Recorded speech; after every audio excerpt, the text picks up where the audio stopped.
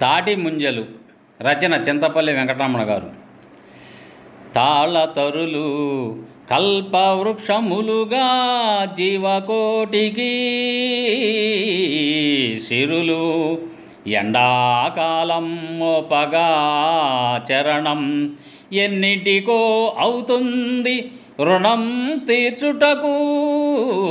తరుణం అందులో ఉత్తరాయణం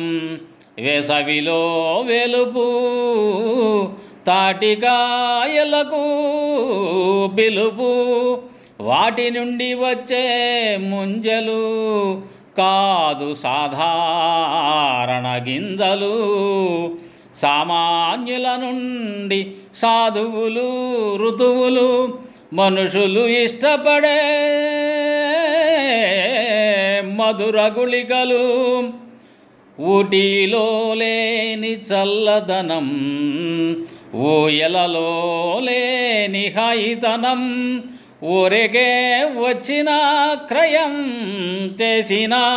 అవి ఎంతో ఊరించే ఊర్ధ్వతనం జిహ్వ మీద పడితే చాలు వెన్నలా కరిగే సరళతనం వాటి జలం అర్థం గంగాధురీ తీర్థం తాయిలంలా ఏర్పడిన తాటి ముంజలు తాతల కాలం నుంచి పరంపరగా వస్తూ తీరుస్తున్నవి